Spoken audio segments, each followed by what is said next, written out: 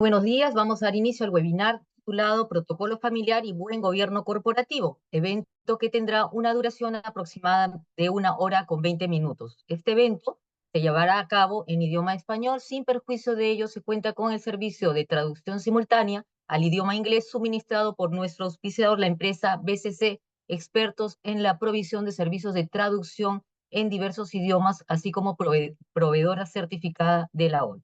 Sin más preámbulos, le cedemos el uso de la palabra al doctor Rafael Torres, presidente del Consejo Directivo de OL, para que brinde las palabras de bienvenida al presente evento. Adelante, por favor, Rafael. Gracias, Silvia. Buenos días a todos. En mi condición de director ejecutivo de la Alianza Legal de Firmas de Abogados, OL, le damos la bienvenida a todos nuestros invitados, conformado particularmente por clientes permanentes de algunos de nuestros despachos, así como algunos clientes eventuales o nuestras propias redes de contacto, a quienes hemos visto a bien invitar el día de hoy, agradeciéndolos por acompañarnos en este 10º evento internacional y cuarto de este año, a través del cual hemos visto por conveniente abordar en esta oportunidad un tema de gran relevancia para la estabilidad y el futuro de las empresas familiares, como lo es el protocolo familiar, ¿no? Y el buen gobierno corporativo. Este concepto a menudo es mal entendido como un simple documento. En realidad representa todo un proceso integral y dinámico que abarca mucho más que la mera formalización de acuerdos, ¿no? El protocolo, como veremos, es mucho más que un documento, es el reflejo de un proceso profundo y deliberado de comunicación y consenso dentro de la familia empresaria. La esencia del protocolo, tal y como lo veremos el día de hoy a través de nuestra presentación principal y de nuestros panelistas que nos acompañan de diversos países, radica en el camino recorrido para llegar a él, ¿no? Las discusiones, los acuerdos en torno a la familia y la voluntad de cada uno de los miembros de la familia de comprometerse a un marco común que finalmente les guíe para la interacción de la familia, entre la familia y la propia empresa, ¿no? Es crucial, por tanto, pues, entender que el protocolo familiar debe ser visto como un instrumento, ¿no? No como un fin en sí mismo. Su verdadero valor radica en la flexibilidad y apertura que proporciona, permitiendo ajustes y adaptaciones a medida que cambian las circunstancias y las necesidades tanto de la empresa como de la propia familia. En ese sentido, en nuestra exposición del día de hoy, a través de Sergio Parra, nuestro expositor principal y nuestros panelistas, vamos a profundizar, en primer lugar, en la estructura general del protocolo familiar, ¿no? Que incluye secciones claves como la parte historia de familia y los valores de la familia, que soportan todo el protocolo, las relaciones entre la familia y la empresa, la creación de los órganos de gobierno familiar, disposiciones testamentarias, laborales, sucesorias, entre otros, ¿no? Comerciales. También vamos a abordar un tema importante, el manejo de conflictos, ¿no? Cómo se manejan los conflictos dentro del entorno familiar empresarial, estableciendo mecanismos para su detección y resolución y las posibles sanciones incluso que podrían implementarse ante un incumplimiento de las normas establecidas. Asimismo, compartiremos con ustedes la experiencia de nuestros expositores y panelistas sobre la implementación y también el caso de las consultorías que hemos venido desarrollando a favor de nuestros clientes en relación a esta tan interesante temática, ¿no? Asimismo, vamos a repasar los 10 mandamientos esenciales de un protocolo familiar que sirven como guía para asegurar que este instrumento, este documento, no solo sea un documento formal, sino que sea realmente una herramienta efectiva para la armonía y el éxito de la familia empresaria. Finalmente, antes de ingresar ya al tema propuesto, me permito muy brevemente presentarles a la Alianza Internacional de Firmas de Abogados, entidad que organiza este evento. Y para ello, para los que aún no nos conocen y que participan por primera vez en una de nuestras reuniones virtuales, les comento que OL es una organización internacional. Hoy en día tenemos presencia en más de 20 países, que agrupa a estudios de abogados de reconocido prestigio en cada uno de estos países, todos de carácter multidisciplinario, dedicados a la prestación de servicios preventivos y correctivos a nivel corporativo. A través de EOL, lo que buscamos nosotros es presentar ante el mercado legal internacional, más allá de nuestros propios países, una opción seria y segura para la atención de temas de naturaleza legal corporativa, con el mismo nivel de calidad y eficiencia en los países en donde operamos, ¿no? OL es, por tanto, un emprendimiento de carácter colectivo e internacional, impulsado desde hace ya unos 6 años atrás por importantes estudios de abogados de la región. Estamos hoy en día en toda Latinoamérica, sin excepción, en Estados Unidos, en España, Italia, Portugal y la India. Como una imagen vale más que mil palabras, cerrando este espacio introductorio, me permito dejarlos con un breve video de presentación de OL, en donde les presentamos, valga la redundancia, los miembros que forman parte de nuestra organización, así como los servicios que venimos prestando, para luego lo cual inmediatamente dar inicio con la primera exposición, o la exposición central, que estará a cargo de Sergio Parra Zaval, quien es socio del estudio EJASO de España, miembro de OL, y que adicionalmente cuenta con la experiencia y es especialista en la temática de protocolo familiar, como lo son todos los panelistas que forman parte el día de hoy de nuestro panel que participa en esta reunión. Adelante, Silvia, con el video, por favor.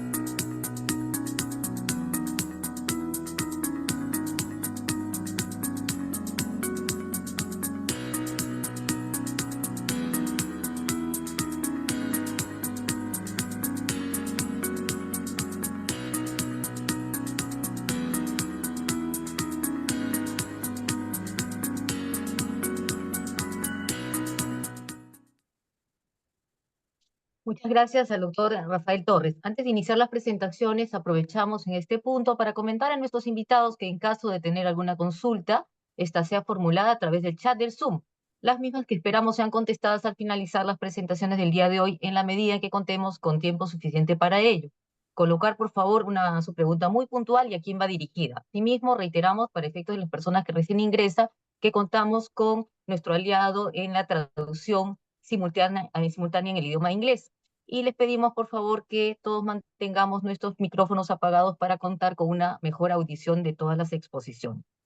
Los ponentes que participarán el día de hoy son los doctores Sergio Parra Zaval, del estudio Abogados EJASO at All España, el doctor Itan Molina Torres, de Tavares y Tavares Law Firm de All México, Marco Antonio Miden Semilla, de ADB Law Firm de All Honduras, Jorge Castaño, de Brick Abogados All Colombia, Alejandro Morales, de Torres y Torres Lara All Perú, y Cristian Angles, de Lazo de la Vega Abogados All Bolivia. A todos ellos, muchísimas gracias por su valiosa participación.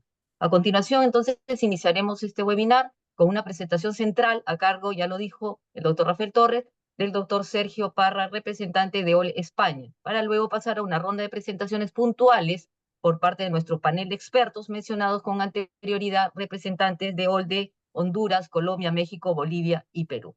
Sin más preámbulos, le damos el uso de la palabra al doctor Sergio Parra para que dé inicio a la presentación central por un espacio de 20 minutos. Adelante, Sergio. Silvia, muchísimas gracias. Muchísimas gracias a todos los participantes por esta gratísima invitación que me hacen a participar y a conversar y compartir con un grupo de panelistas tan lujosos, diría yo, en un tema y en una herramienta que para mí es una de las herramientas con la cual cuenta la empresa familiar más completa y más práctica a los efectos de su planificación patrimonial y su planificación sucesoral. ¿Mm? Cuando hablo fundamentalmente de la empresa familiar, lo ubico un poco en el contexto, ¿no?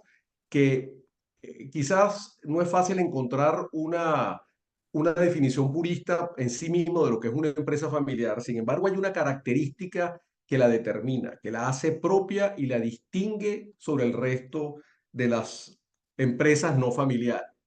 Y se trata fundamentalmente de la trascendencia, de la continuidad. Es decir, cuando hablamos de las características de la empresa familiar, una de ellas es la que la hace propia y es que no son negocios familiares, no son empresas temporales, sino lo que la hace realmente única, vuelvo y repito, es su trascendencia. Cuando hablo de esto, de la trascendencia, de la sucesión, de la continuidad, se generan dos grandes retos que tiene la empresa familiar.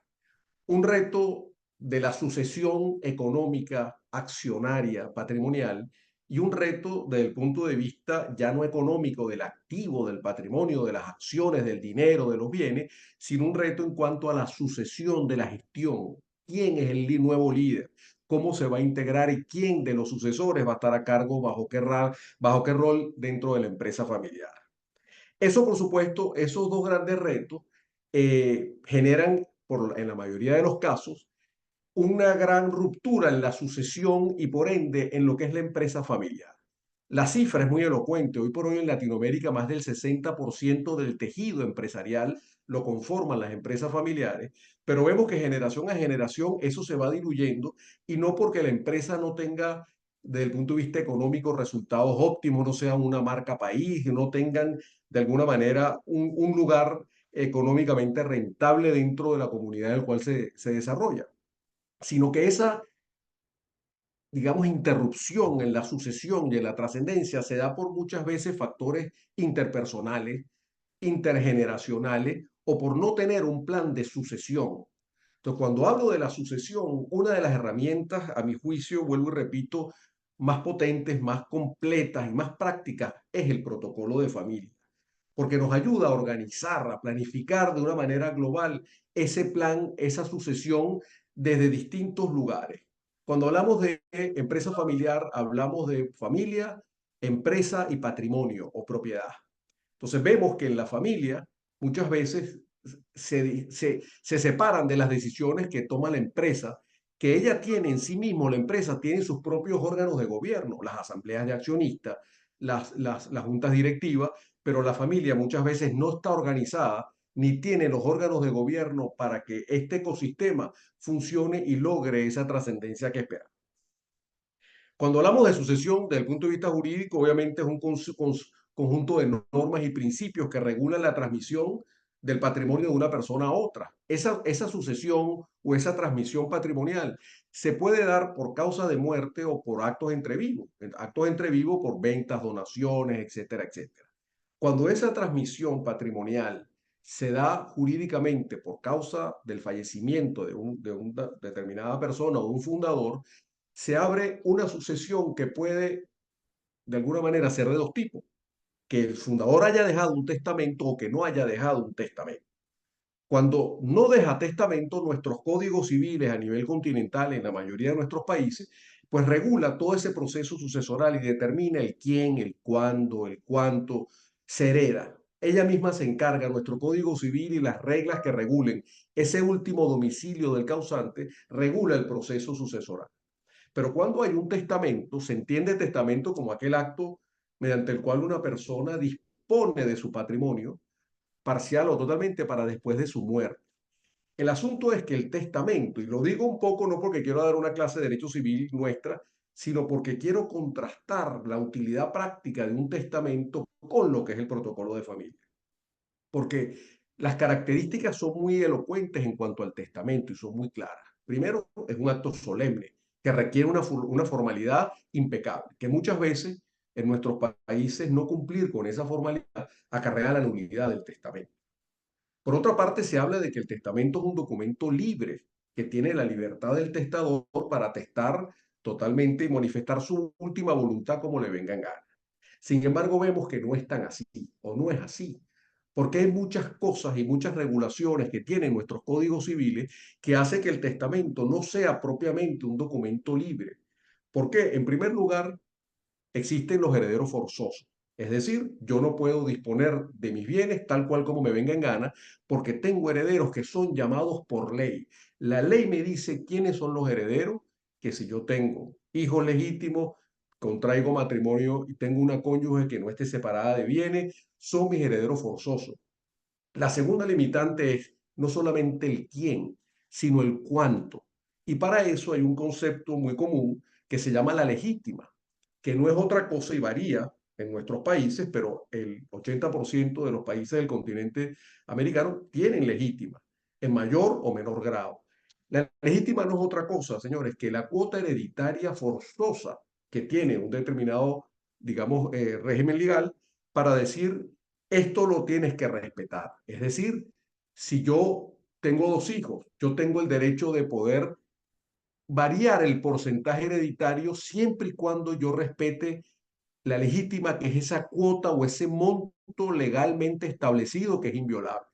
En el caso de algunos países es el 50%, en otros es el 30%, el otro es un tercio, pero que yo no lo puedo de alguna manera desconocer.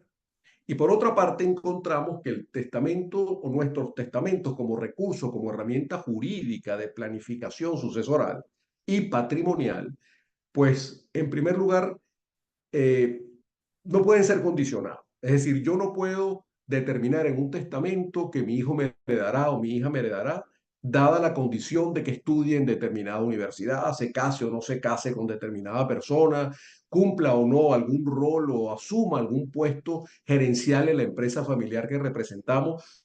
Todo lo que sea condicionamientos para ser heredero, de alguna manera, de alguna manera eh, lo, lo, lo adolece de ser, puede ser susceptible de que sea impugnado. Y por último, por lo general, los testamentos suelen ser y suelen versar sobre temas netamente económicos, no sobre la creación de órganos de gobierno. No se estipulan una cantidad de normas que son las reglas de la familia, porque el testamento es individual, que lo hace un padre, un fundador, una fundadora, determinada persona durante su vida, pero es que el protocolo de familia lo vamos a ver como un testamento familiar, un testamento corporativo, donde rige los principios y los que realmente las reglas de juego que tiene una familia.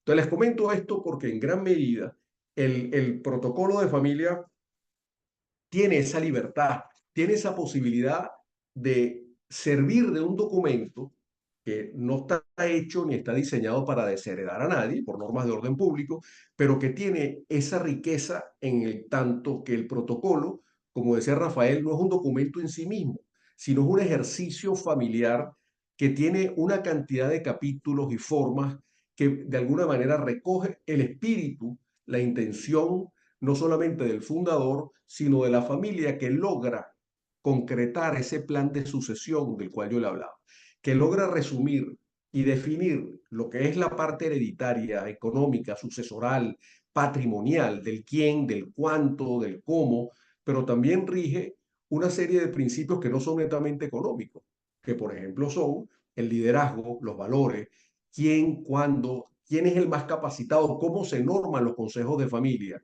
cómo se regulan, cómo se toman las decisiones, cómo de cierto modo se destranca el juego a la hora de que existan conflictos familiares que en mi punto de vista profesional y personal siempre sugiero que se mantengan fuera de los juzgados, fuera de los tribunales.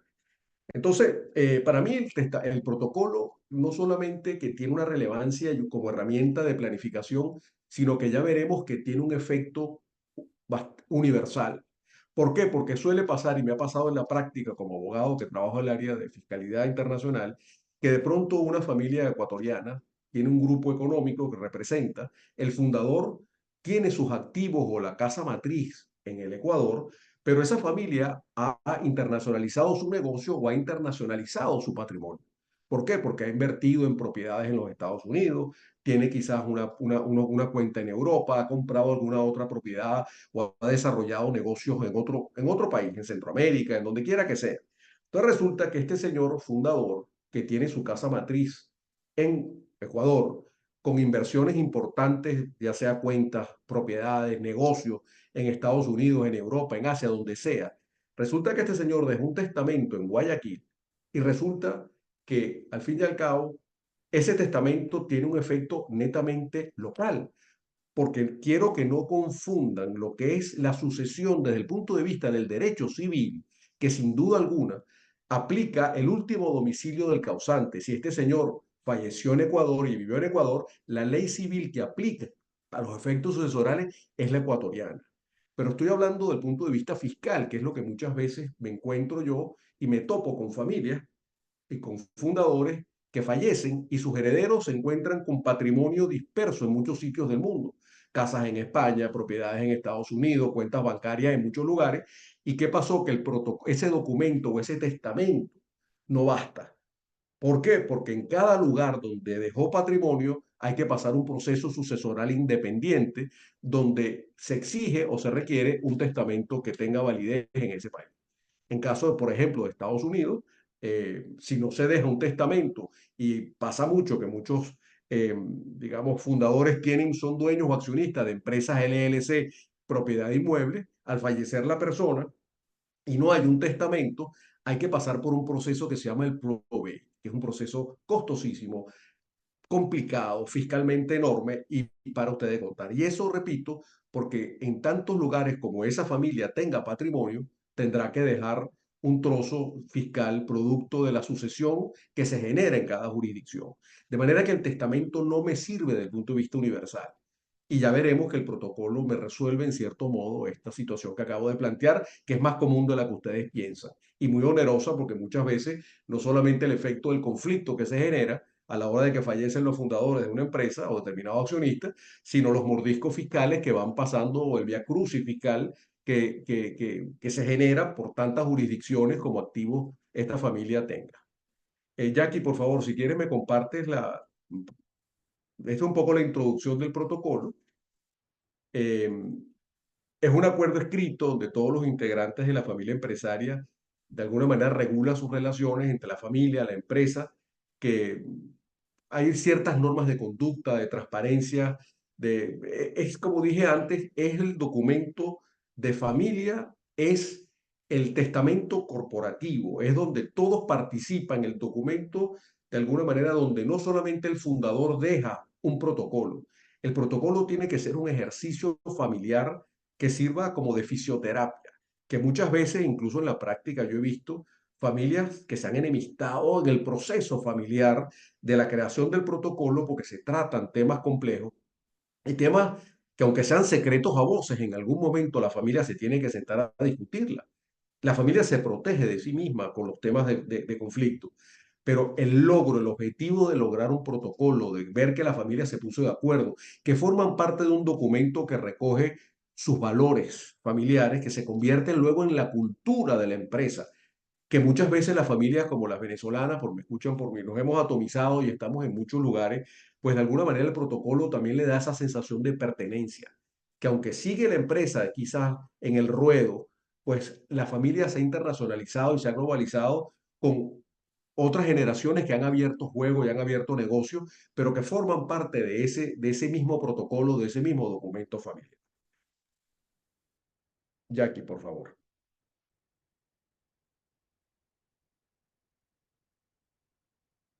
¿Para qué sirve el protocolo de familia? Un poco es esto, ¿no? Crea los órganos de gobierno familiares, un poco lo que dije anteriormente. Es decir, cuando hablamos de empresas, pues encontramos las asambleas de accionistas, encontramos las juntas directivas, los órganos de gobierno propios.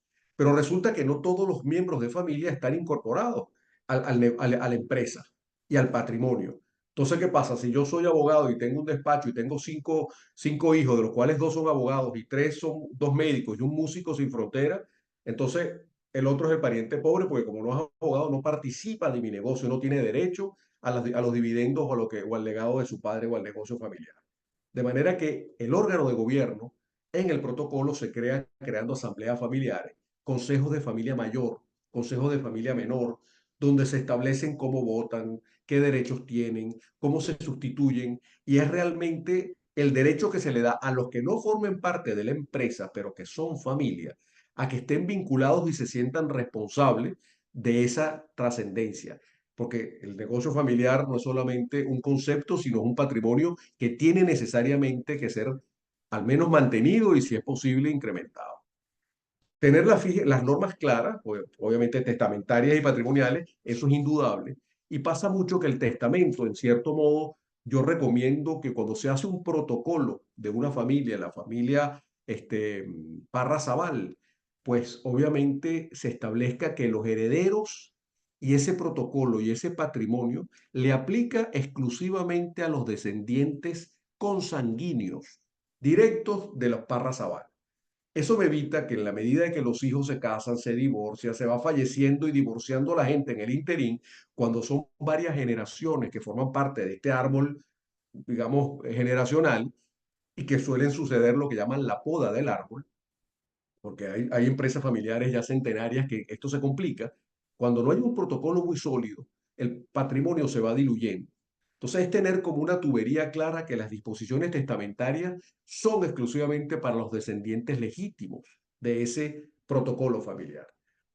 Por supuesto, lo que es la comunicación, los incentivos que se tengan para las normas de comportamiento, lo que dije, los valores de honestidad, los valores que cada quien o como familia establezcan que se convierte en cultura, lo que son la capacitación, es decir, una empresa familiar, independientemente que el miembro de la familia quiera o no formar parte de la empresa, yo le pongo un poco la vara alta porque le doy el reconocimiento y le doy un poco, le fijo el objetivo de formación en universidades internacionales, de hablar varios idiomas, de tener experiencia previa en otro tipo de empresas antes de venir a la empresa familiar. Es decir, el hecho de la capacitación, de que exista el estímulo, el reconocimiento de que no somos iguales o sea, no hay uno mejor entre igual, sino que esa diferencia se gana un poco con el mérito que se establece en el protocolo.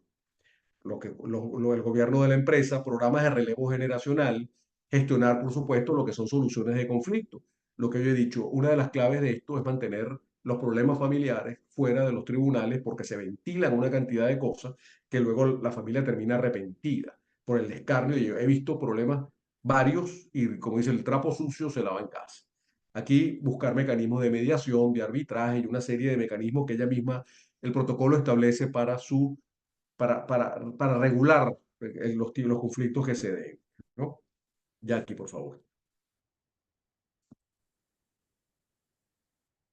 ¿Cómo se elabora? Obviamente, un consultor externo. Esto no existe un modelo, porque esto es un traje a la medida. Es decir, esto no es como muchas veces los americanos cobran un trust. Voy a hacer un trust. Imprimen, independizan. Esto no es un documento de venta, donde uno cambia las partes y cambia el objeto del contrato. Esto es un documento que se elabora tal cual a la medida de la familia. Es un trabajo que no se presenta porque el consultor o el asesor tomó nota de qué es lo que considera para hacer un buen proceso de transición o un buen plan de sucesión, sino esto se lleva de manera conjunta. ¿Ok? Eh, Hay espacios que se deben coordinar porque la familia suele ser muy desordenada y le da más prioridad a temas comerciales y empresariales que a los propios temas familiares. Entonces se crea un espacio típico o específico para que la familia tenga la responsabilidad de poder, digamos, trabajar en su propio protocolo. Jackie, por favor. No hay un modelo universal, como acabo de decir, eso depende de todo esto, grados de profesionalización, el tipo de parientes políticos, que en mi juicio, por ejemplo, y me ha pasado mucho, la mayoría de los protocolos que yo he redactado y he colaborado, formado parte, trato de mantener al pariente político fuera del protocolo. Es decir, si algo yo he visto en la práctica profesional ha sido conflictos familiares, interpersonales y generacionales, donde se involucran los parientes políticos. Esto es algo insólito y no porque sean buenos o malos, si es ella o él, sino que a pesar de que la empresa familiar tiene ese principio que se llama la homeostasis familiar, que se protege de sí misma, el pariente político es preferible mantenerlo aparte. Es decir, si existe el protocolo Parra-Zabal y mi hijo Parra se casa con la señora Vázquez, pues indudablemente estamos hablando que él lo que haga con su patrimonio y con su esposa será asunto de él. Pero lo que es el patrimonio que proviene del origen de todo esto, pues obviamente no quiero que se resbale o que no quiero que se compartan y que de pronto venga un pariente político porque se divorció mi hijo a sentarse en la sala de junta a tomar decisiones por cuenta propia. El tema de los sueldos, la libertad para retirarse, crecimiento y consolidación, las disposiciones testamentarias y los órganos de gobierno. Jackie, por favor. Te quedan 2 minutos, Sergio. Sí, sí, ya estoy listo.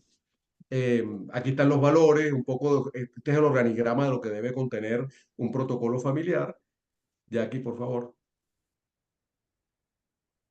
Esto, los mecanismos de poder perfectamente, los manejos de conflicto, hay arbitrajes, mediaciones, todo lo que uno conoce jurídicamente lo implementa y a veces los arbitrajes están definidos y los árbitros por el mismo protocolo.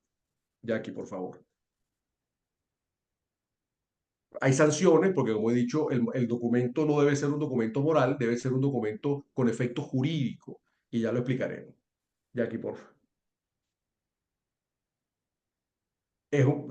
Lo diremos un poco más adelante, que este documento luego se incorpora a las estructuras societarias, ya sea desde el punto de vista de un reglamento fundacional o como un trust, causa de deseo, como firma de un contrato, un pacto de socios o la incorporación de cláusulas de estatuto. O sea, hay maneras de cómo el documento o el protocolo se incorpora a las estructuras corporativas familiares para que tengan un efecto jurídico, fuerza legal que es lo que hace realmente que el protocolo tenga la vigencia y la fuerza que se desea. Jackie, vamos a pasar a la próxima porque de esto ya hablé.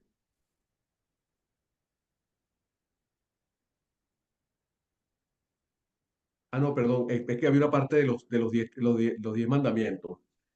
Jackie, quizás no la vi. Ajá, echa para atrás una más. Aquí está. Estos son,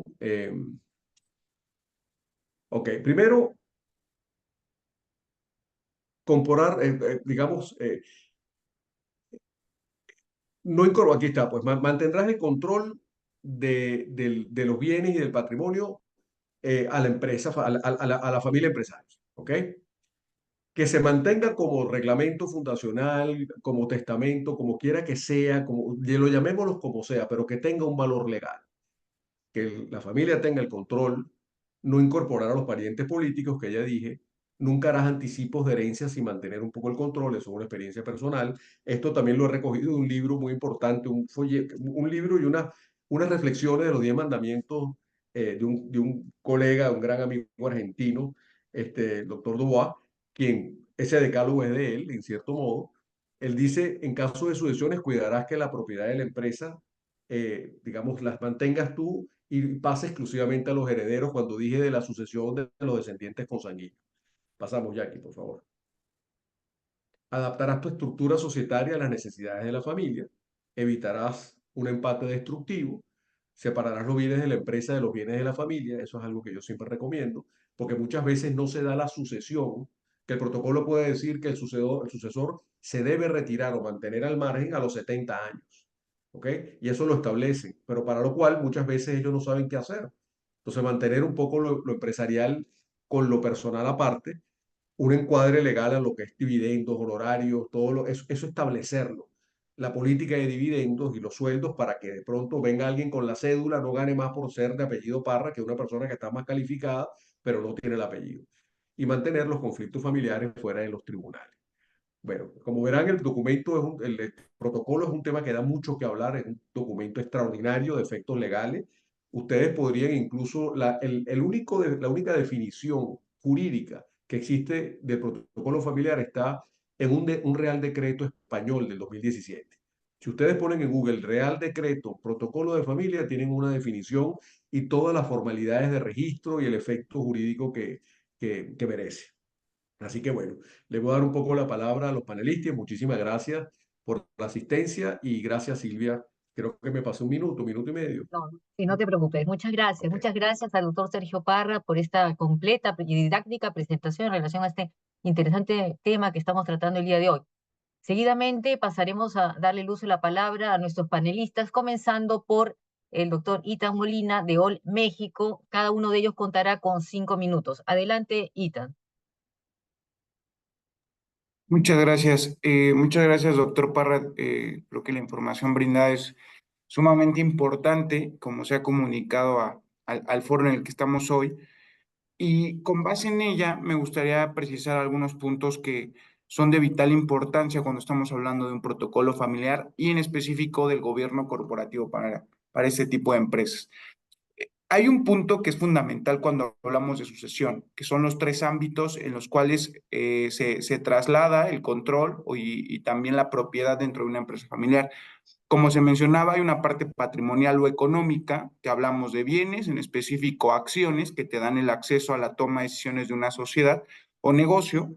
Y por otro lado tenemos la parte de gestión y dirección de ese negocio. En el caso mexicano y conforme a ciertos principios de buenas prácticas en gobierno corporativo, es importante distinguir entre dos roles.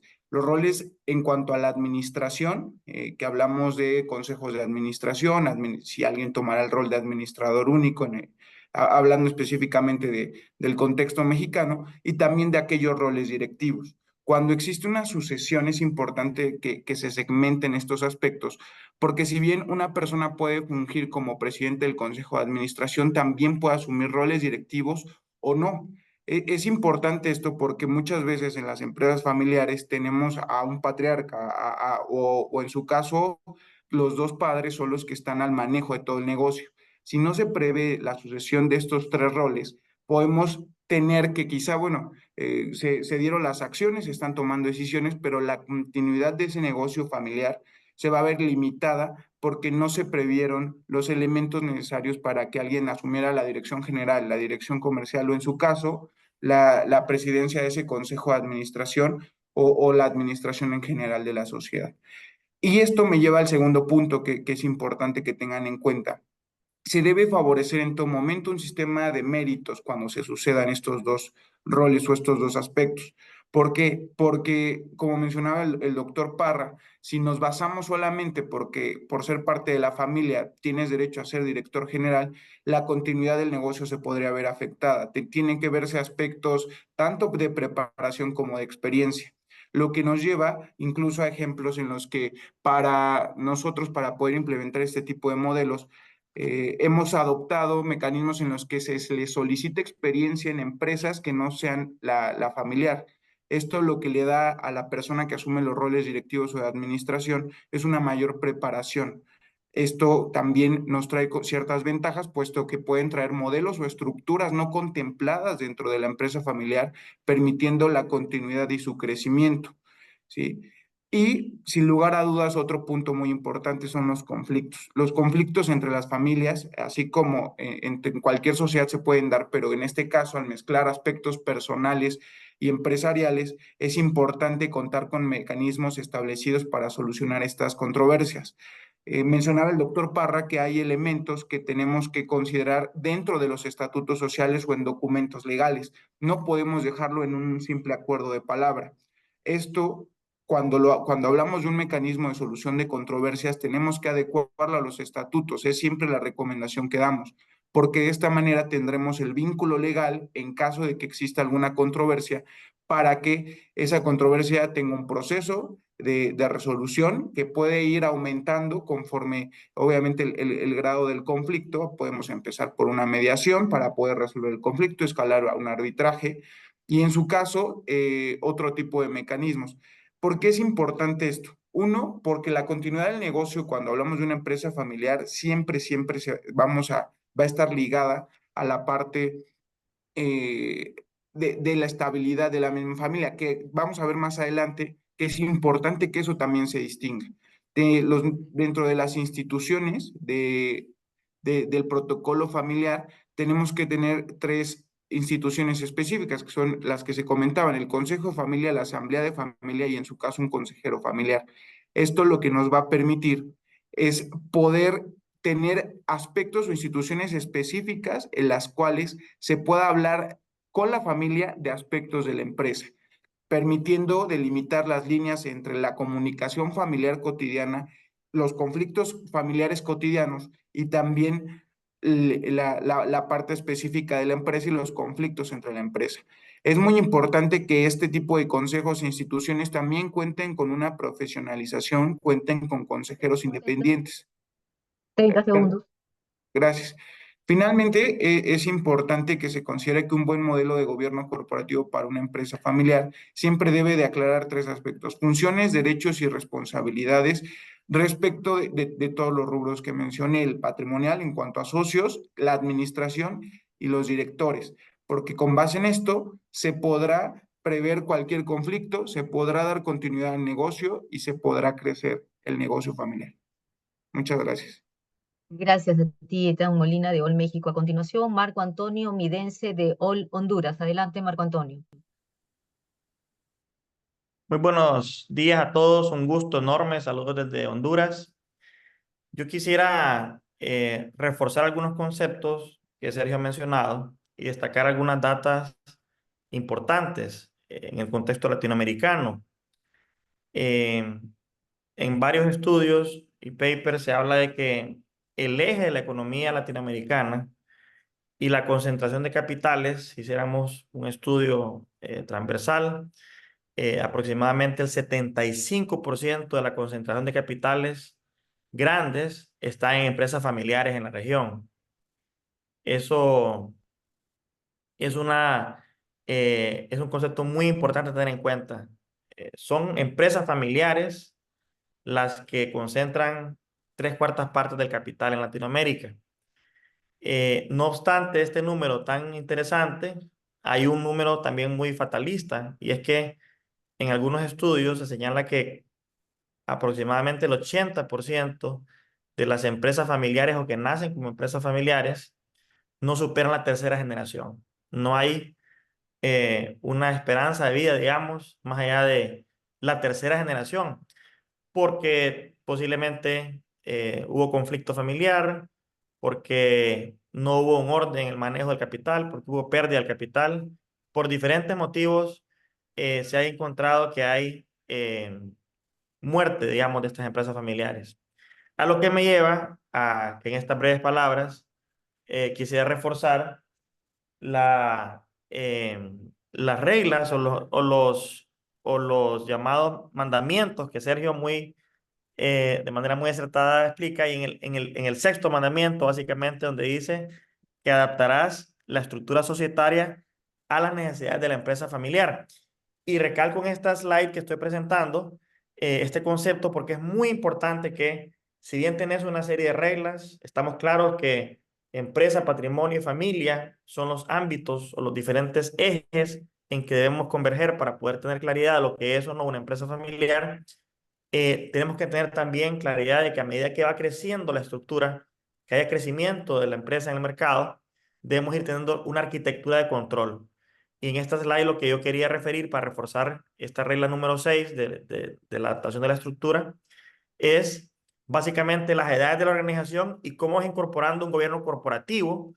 Básicamente el concepto global de gobernanza corporativa es lo que engloba una de las herramientas como protocolo familiar, los órganos de gobernanza y los instrumentos que puedan tener relativos al patrimonio. En esta slide que tenemos en el eje vertical, el tamaño de la empresa, obviamente, a medida que vas creciendo y vas pasando de la edad fundacional a una edad donde ya tenés pues una división funcional, ya tenés áreas, ya no solo es el fundador tal vez artesanalmente, sino que tenés ya una separación de funciones, operaciones, mercadeo, ventas, compras, postventas, qué sé yo, ya tenés que tener un aumento de esa arquitectura de control. Y a medida que ustedes ven este eje que va creciendo en el tiempo, tenemos en el eje horizontal el control y propiedad juntos, y es que aquí estamos concentrados al inicio de la empresa cuando fundás, básicamente en el fundador y el núcleo familiar, y la propiedad también, o el patrimonio va muy identificado con familia. Y a medida que va creciendo en el tiempo la organización y en tamaño, obviamente hay un control y mecanismos de controles que van a devenir en lo que la herramienta del protocolo familiar y más ampliamente en el gobierno corporativo se puede implementar. Y aquí tenemos, digamos, los 4 30 ejes segundos, Marco, 30 que segundos. tenemos que tener claridad, y es desde la información financiera hasta un directorio formal, los derechos claros de quiénes son socios o no y cómo se maneja la relación en una asamblea de accionistas. Esto para tener una estructura que vaya adecuada al manejo funcional de una empresa familiar y que tenga vida más allá de la tercera generación y consolidar, obviamente, el patrimonio, empresa y familia. Muchas gracias. Muchas gracias, Marco. A continuación, damos el uso de la palabra a Jorge Castaño de All Colombia. Adelante, Jorge. Muchas gracias, Jacqueline. Bueno, pues yo no voy a repetir lo mismo que ha dicho todo el mundo, porque está súper claro lo que han explicado nuestros panelistas anteriores.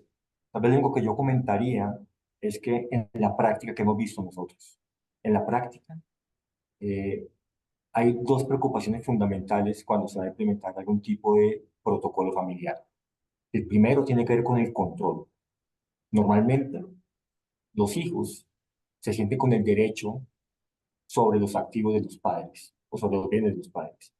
Y los padres en algunas ocasiones no sienten lo mismo.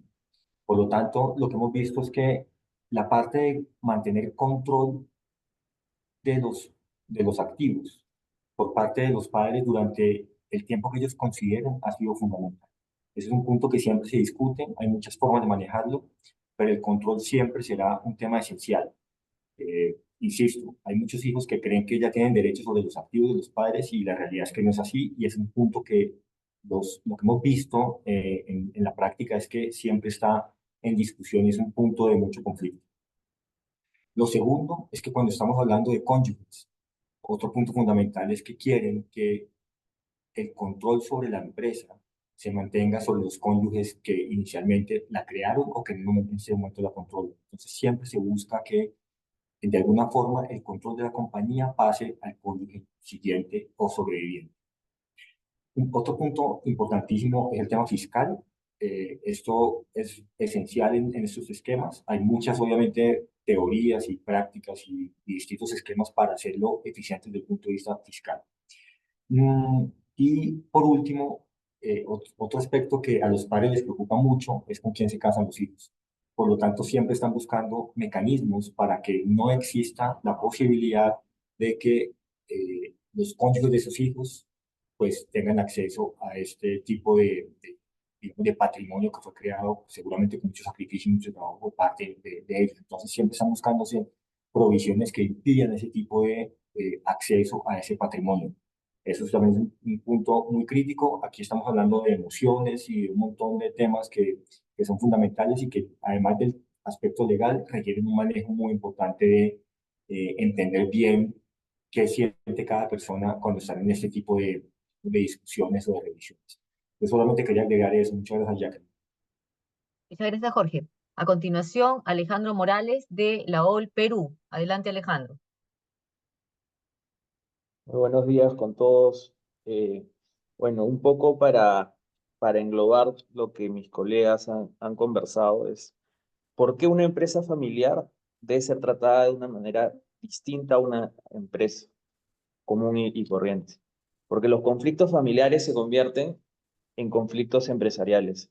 Entonces, muchas empresas familiares terminan quebrando por conflictos internos, ¿no? Entonces, como bien ha mencionado el doctor Barra a lo largo de su presentación, podemos apreciar que la problemática familiar y la problemática de la empresa familiar es bastante compleja. ¿Por qué? Porque tenemos a los miembros de la familia que no son propietarios y que no trabajan en la empresa. Tenemos a los propietarios de la empresa que no son miembros de la familia y no trabajan en la empresa. Empleados de la empresa que no son miembros de la empresa ni son propietarios. Miembros de la familia que son propietarios de la empresa pero no trabajan en ella, es decir, aquellos accionistas familiares pasivos. Los miembros de la familia que no son propietarios de la empresa y trabajan en la empresa, propietarios que no son miembros de la familia y trabajan en la empresa, y finalmente miembros de la familia que son propietarios y a su vez trabajan en la empresa, lo que podríamos decir que son los accionistas familiares activos. En ese sentido, podemos ver que la composición de la empresa familiar es una composición conflictiva por su propia naturaleza.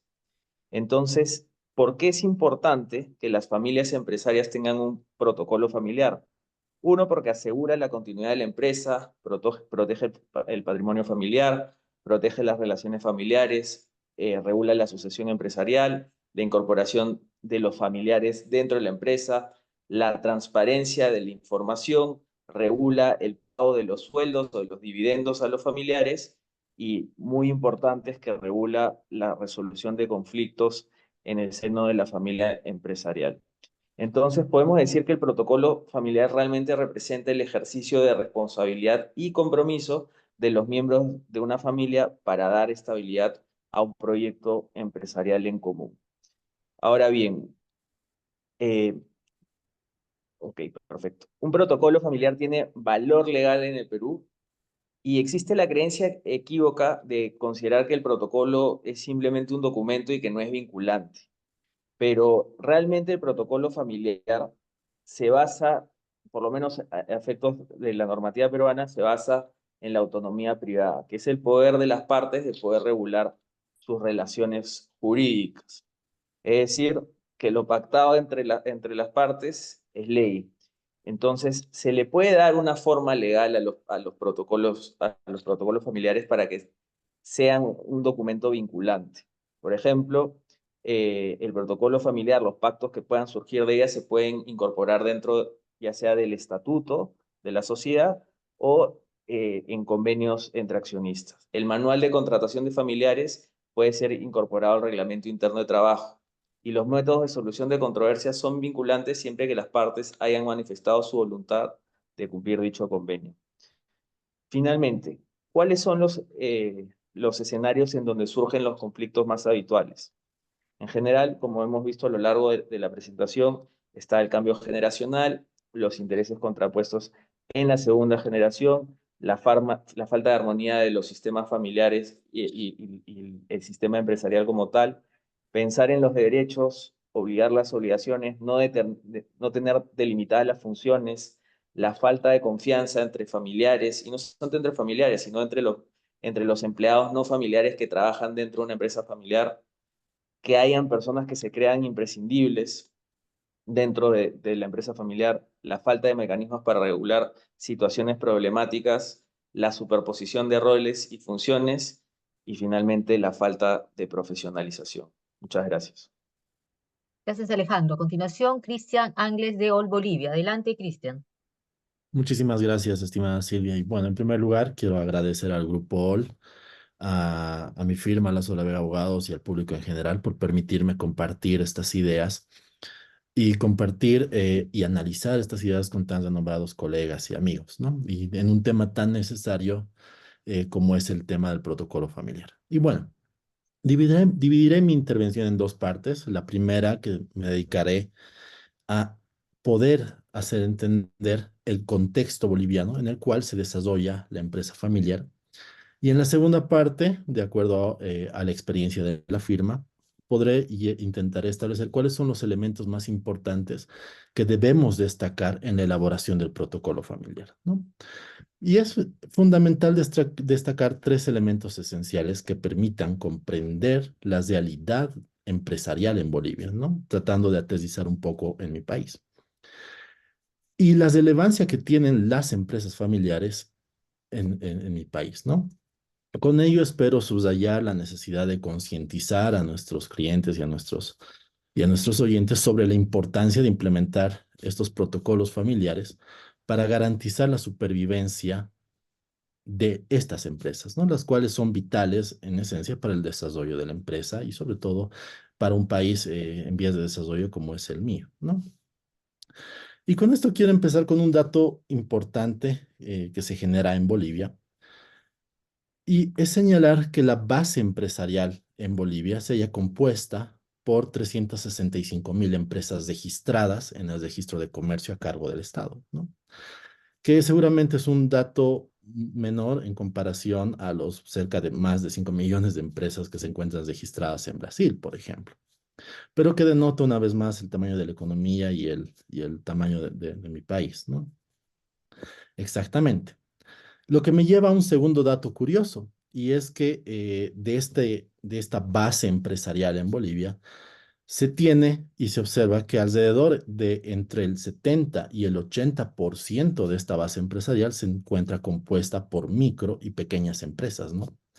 Las cuales se estiman en las cuales se estima que por lo menos en las microempresas se tiene entre 1 a 9 trabajadores dependientes de esta, y en las pequeñas empresas que cuentan entre 1 a 50 trabajadores, ¿no? Es un dato muy importante.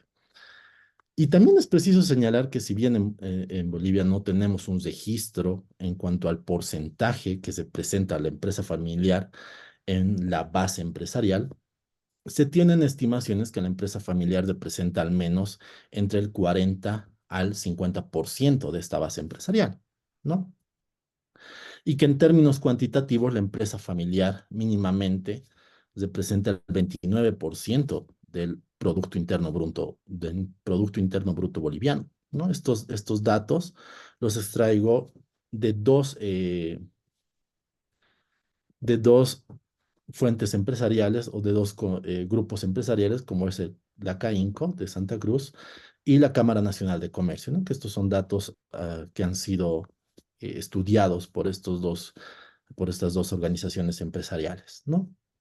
Y lo que me lleva finalmente a un dato que me parece algo curioso, y es que entre las gestiones 2020 y las gestiones 2023, llegaron a cesarse alrededor de 14.000 sociedades comerciales, ¿no? En mi país. Entre las que se destaca que el mayor número de empresas que cancelaron sus matrículas de comercio son las micro y pequeñas empresas, ¿no? Y considerando el dato anterior, alrededor del 50% de estas empresas que cesaron corresponderían a empresas familiares que de una u otra forma terminaron cesando sus operaciones. Lo que nos da una idea de cuál es el contexto boliviano y cuál es el contexto en mi país en el cual se desarrolla las empresas familiares, ¿no?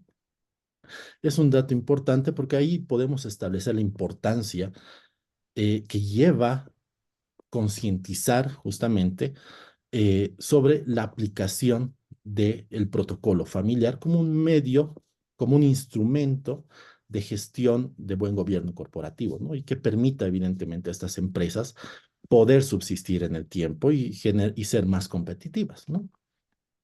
Y en ese sentido, de acuerdo a 30 segundos, Cristian. Muchísimas gracias.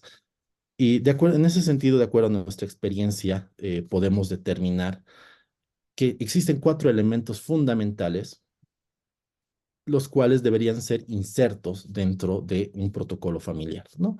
Que hemos podido identificarlos. Y el primero es establecer los valores tanto empresariales como familiares, ¿no? Establecer un buen método de contratación que se base en meritocracia y no en subjetividad o afinidad, ¿no? Un tercer elemento que hemos identificado es el manejo económico, una una planificación versus un uso discrecional del manejo económico, ¿no? Siempre preveyendo y apuntando más sobre la planificación. Y finalmente, un cuarto elemento que hemos notado que es muy importante para la elaboración de los protocolos familiares es establecer un correcto método de sucesión, ¿no? En el cual se prevea, evidentemente, la aptitud y la preparación de quienes van a asumir el cargo, van a asumir la administración de las empresas familiares, ¿no? Y bueno, con todo eso, muchísimas gracias. Esa sería mi presentación. Muchas gracias, Cristian. Agradecemos a nuestros 5 panelistas que han participado el día de hoy en este encuentro, representantes, repito, de México, Honduras, Bolivia, Colombia y de Perú. A continuación, entonces, siguiendo la pauta, le daremos el uso de la palabra al ponente principal, a Sergio Parra, que en un lapso no mayor de 3 minutos nos brinde, en función de los comentarios dados por este panel, sus principales conclusiones y recomendaciones a seguir por nuestros invitados que participan el día de hoy. Adelante, Sergio. Gracias, Silvia. Bueno, felicitaciones a todos los ponentes y una vez más, 1 millón de gracias a los participantes. Esta iniciativa a mí me parece fantástica por parte de OL, a quien agradezco la invitación y este tipo de actividades que son muy enriquecedoras y hacen que OL sea lo que hoy en día es como red de alianza legal, ¿no? Yo creo que ha sido las exposiciones o las presentaciones de cada uno de nosotros ha sido muy puntual, ya definido y ha llevado al protagonismo lo que es el protocolo de familia, porque se ha escuchado mucho qué es un protocolo de familia, para qué sirve, cómo lo implemento, pero yo creo que más o menos lo que hemos estado presentando hoy resumen un poco que la familia o el empresario que quiere, más allá de dejar un testamento en su país sobre sus bienes locales, sino está pensando generar un plan de sucesión que involucre la generación presente y la generación futura, que le quiera dar continuidad, que quiera no improvisar, como decía Jorge, el hecho de que los hijos, al fin y al cabo, es un problema, pero uno no tiene hijos para que sean de profesión heredero, de vocación heredero, ¿no? Uno tiene que formar a los hijos para que sepan luchar y de alguna manera valoren y respeten e incrementen el patrimonio de su familia y que tengan definitivamente esa conciencia de continuidad y de responsabilidad.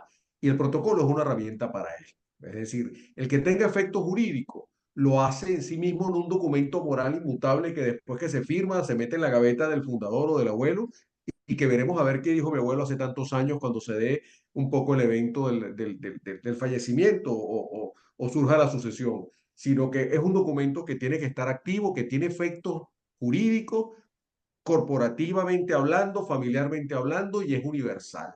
Yo creo que es un documento del cual hay mucho que hacer y definitivamente los asesores, los aquí presentes, estamos en la disposición de poder llevar de la mano al grupo familiar o a la persona que se interese en hacer de su patrimonio y de su proceso de transmisión o de sucesión un proceso interesante y bien logrado, Silvia. Correcto, muchísimas gracias, Sergio. Ahora vamos a pasar a la etapa de preguntas. Por razones de tiempo, hemos tenido que seleccionar 3 preguntas para el expositor principal y una pregunta para cada panelista. Les pedimos, sí, por favor, a todos que las respuestas sean muy puntuales. Paso a leer entonces la primera pregunta para Sergio. Dice, entendemos que para una armónica sucesión del patrimonio familiar es correcto hacer uso de una entidad que reúna la totalidad de los activos familiares a manera de una supertenedora de participaciones sociales de subsidiarios. En Panamá existe un tipo de trust que se inscribe en el registro público y goza de personalidad jurídica, siendo un híbrido entre sociedad y trust, a través del cual se puede normar el protocolo de familia, ideal para que no riña con las normas de los países que no reglan el trust. Se trata de la Fundación de Interés Privado de Panamá. Sergio, ¿ustedes la recomiendan este tipo de fundación? Mira, Silvia, yo sin duda la respuesta es sí. Para quien sea útil, no existe una insulina para todos los miembros de empresas familiares y para todos los países. Lo que yo sí propongo, tal cual como dice el participante que pregunta, es crear ese portaavión familiar. Es decir, por el ejemplo que puse antes, si estamos en presencia de una familia empresaria que tiene activos y patrimonio en distintos países y tiene que ir pagando la sucesión en tantos países como exista, en tantos países como hay patrimonio, yo soy partidario de siempre crear ese portaavión como esa regleta donde uno conecta los electrodomésticos en la cocina, donde ahí se conecte la casa matriz, se conecte las inversiones en Estados Unidos, se conecte las inversiones o de la globalización que se tenga en otro lugar. De alguna manera mi propuesta es esa, que este sea ese hub o ese portaavión. Si es Panamá, funciona. Para que funcione Panamá, el reglamento, de hecho, tiene dos cuerpos, el acta fundacional, que es público, y el reglamento fundacional, que es un documento privado, que es el protocolo de familia. Se le puede llamar protocolo de familia. En España, por supuesto, están las famosas, aquí en España, las famosas EDVE, que son empresas familiares por naturaleza, que cuando ese portaavión se hace en España y las familias latinoamericanas aportan su patrimonio global a una holding española, la ventaja que tiene que esa holding española en la Comunidad de Madrid puede tanto donarse las acciones a sus beneficiarios, se puede hacer donaciones, o la herencia está bonificada. Es decir, es prácticamente cero, por no decir el 0,1%. De manera que no solamente el vehículo es el que es interesante, sino también la jurisdicción donde se tenga la ventaja fiscal sucesoral que corresponde. Correcto. Segunda pregunta. ¿Cuál es la mejor manera de prever contractualmente una eventual situación en la que la tercera generación, nietos, bisnietos, no tengan interés alguno en incorporarse a la empresa familiar? Mira, Silvia, otra cosa, eso es importante porque obviamente uno trae a los hijos al mundo para que sean felices, no para que sean empleados ni empresarios, ¿no? Es decir, hay que darle la libertad porque no todo es un tema de expectativa.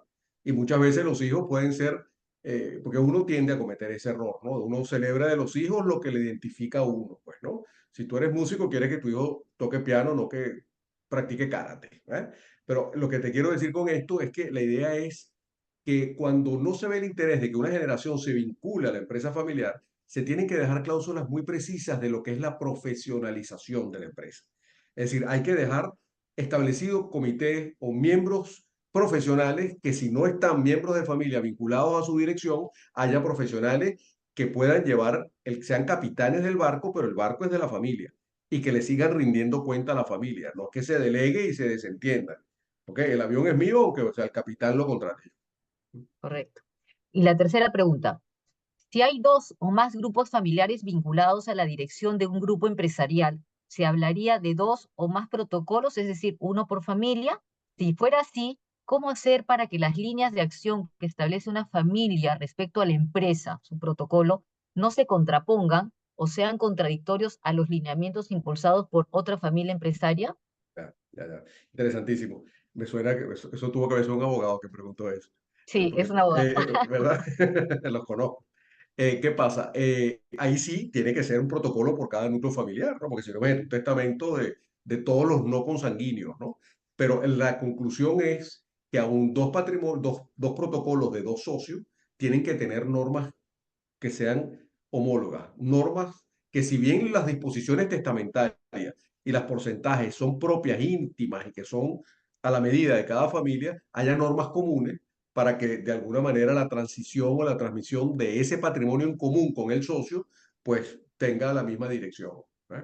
Normas comunes y normas propias. Eso es muy común hacerlo y pasa mucho, de hecho, Silvia. Muchas gracias Correcto. por tu pregunta y gracias digamos, a los interesados, ¿no? Muchísimas gracias. Nos hemos quedado con varias preguntas, pero bueno, por razones de tiempo ahora pasamos a las preguntas a los panelistas. Una por panelista. Para el doctor Molina de México. Dentro del contexto mexicano, ¿existen mecanismos legales para formalizar los convenios entre los miembros de la familia ETA? Sí, justamente como mencionaba, podemos incluirlos en los estatutos sociales, dándole esa fuerza legal entre las partes, pero también podemos generar pactos entre socios para regulación o funcionamiento un poco más específica. Todo esto nos trae consigo la solidez legal y fuerza para poder ser ejercidos y también respetados entre los miembros de la familia y empresa. Correcto, muchas gracias. Consulta para el doctor Marco Antonio de Honduras, Marco Antonio Midense. ¿Hay alguna especie de vinculación entre la gobernanza corporativa y el tamaño de las empresas y su crecimiento en el tiempo? Marco. Sí, muchas gracias. Como decíamos, en efecto, a medida que la empresa va creciendo, la etapa fundacional, a la separación de funciones, hasta llegar a una empresa tenedora, a una holding, es necesario que esta gobernanza corporativa y el protocolo, como uno de esos instrumentos, contemple varias adecuaciones en la estructura. que va desde la información financiera y no financiera a los socios, hacia un despliegue de los derechos de los accionistas, hasta entender cuál es el rol dentro de la empresa en el ámbito, perdón, de la familia en el ámbito empresarial, de manera que haya una arquitectura de control, que es lo que hemos llamado, que le genere una buena gobernanza y éxito a la empresa familiar. Gracias, Marco. Para el doctor Jorge Castaño de Colombia, ¿cuáles son los pilares, Jorge, que los padres exigen en un esquema de transición de propiedad de bienes a la siguiente generación? Gracias, Jacqueline. Pues miren, fundamentalmente yo considero que esto se debe ver como un acuerdo de accionistas, básicamente. Ese acuerdo de accionistas lo que contiene son los puntos esenciales de cómo se debe manejar. El primer aspecto importante es el que tiene que ver con el control y la toma de decisiones. Ahí no hay una respuesta única, se dependerá de cada persona lo que determine, pero esa es parte fundamental. ¿Quién controla y cómo se toman decisiones? Luego viene otra parte importante que es la transferencia de la propiedad. ¿Qué tipo de restricciones se quieren implementar en la transferencia de propiedad en algún momento? Si va a haber restricciones, si no va a haber restricciones, qué pasa si alguien va a vender, si puede atraer otros para vender, etcétera. Digamos que esa parte de transferencia de propiedad también es esencial. Otro punto fundamental tiene que ver con el paso ordenado de una generación a otra. Esto tiene que ver mucho con sucesiones, pero como decía Sergio en su presentación, el testamento no es la herramienta adecuada, sino que tiene que buscarse cómo con normas contractuales o civiles se logra llegar a la misma transición ordenada de propiedad de una generación a otra. Y por último, tal vez la parte esencial es una eficiencia fiscal. Como aquí lo que hay es transferencia de propiedad de generaciones en generaciones, la transferencia fiscal o digamos la propiedad puede generar impuestos importantes. Es esencial que se incluya dentro de todo el esquema una estructura o planeación fiscal que permita que esto se haga de la forma, obviamente cumpliendo con la ley, pero que sea menos impactante desde el punto de vista tributario. Gracias, Jorge. Para Alejandro Morales de Perú, ¿qué fase dentro del desarrollo del protocolo te parece esencial, Alejandro? Es una muy buena pregunta. Considero que una de las fases más importantes es la de levantamiento de información, que vendría a ser la etapa inicial. ¿Por qué? Porque en esta fase normalmente se comienzan a hacer entrevistas a todos los familiares y se recoge el sentir de cada uno de ellos. Entonces eso te permite saber cuáles son los potenciales conflictos o los conflictos que ya existen en la empresa, y adicionalmente te permite saber cómo está distribuido el patrimonio a lo largo de la empresa familiar, si es que es en una sola jurisdicción, si es que se aplican varias jurisdicciones. Y, y bueno, o sea, este levantamiento de información realmente es lo que te permite hacer un protocolo familiar a medida y no simplemente un copy-paste de un modelo. Es básicamente lo que le da vida al protocolo familiar. Gracias, Alejandro. Y finalmente, una consulta para el doctor Ángeles de Bolivia. ¿Cuáles son los desafíos más comunes que enfrentan las empresas familiares en relación a la aplicación del protocolo familiar en Bolivia, Cristian? Muchísimas gracias. Y bueno, de acuerdo a nuestra experiencia, hemos podido identificar dos elementos esenciales que constituyen en sí mismo un desafío en la aplicación de estos protocolos familiares, ¿no? Y el primer lugar es el punto número uno, que es acerca de la contratación, que lo había señalado anteriormente, en el cual se tiene que hacer una evaluación en cuanto al mérito, porque al mérito versus la subjetividad de las contrataciones de la empresa familiar, ¿no? Dejar de lado el contratar sobrinos, tíos, esposas de hijos, etcétera, ¿no? Hay que establecer un buen mecanismo de contratación en el cual se lleve adelante y se priorice el mérito. El segundo factor que hemos identificado es el manejo económico, ¿no? Ya que entender que en muchas ocasiones, al ser pequeñas empresas, las empresas familiares, se tiene una sola pasión en cuanto al manejo económico de la familia como instituto social y a la empresa y al manejo económico de la empresa, ¿no? Entonces, en muchas ocasiones existe una confusión de ambas estructuras económicas en las cuales se prioriza muchas veces y se van generando huecos en uno o en otro manejo, ¿no? Entonces, establecer la división patrimonial tanto de la familia y de la empresa es un factor importante y es uno de los desafíos que se lleva, que se ve viendo en el medio en el que estamos en la aplicación del protocolo familiar, ¿no? Muchísimas gracias. Muchísimas gracias, Cristian. Una vez más, agradecemos a los representantes de los diversos estudios miembros de la OL que han participado en el evento del día de hoy por permitirnos tener una visión internacional en materia legal sobre la importancia del protocolo familiar en tu organización empresarial, compuesta por la primera o segunda generación. Hemos visto que tenemos muchos puntos comunes en las legislaciones de todos nuestros países. Este es un tema esencial y muy importante que debemos tener en cuenta, ¿no? Finalmente, para el cierre de este evento, le damos la palabra al doctor Adolfo Fuentes, de JASO de España, director de la OL, quien brindará las palabras de cierre del presente webinar. Adelante, Adolfo. Gracias, Silvia, buenas tardes a todos, buenos días a todos ustedes. Complacidísimo por esta excelente participación, la organización del evento, gracias a los organizadores, gracias a mis compañeros en el directorio de la Alianza OL y a los participantes que se vieron interesados en este trascendente tema. Y por supuesto, estoy muy complacido del alto nivel profesional de todos los ponentes. Les agradezco enormemente su participación y los felicito a todos, de verdad que sí, porque este tema tan poco conocido, pero que a la vez es tan importante, pues nos deja a pensar, Rafael, te lo digo de una vez, a ir organizando el próximo, porque de verdad que para mí ha sido todo un éxito. Muchísimas gracias y los esperamos ver en el próximo evento. Buenas tardes, buenos días a todos. Gracias. Gracias, Adolfo. Con esto entonces damos por finalizado nuestro webinar. Esperamos reencontrarnos pronto en otros eventos. Seguimos trabajando y apostando por nuestros países y clientes. Muchas gracias y buena salud para todos. Nos vemos.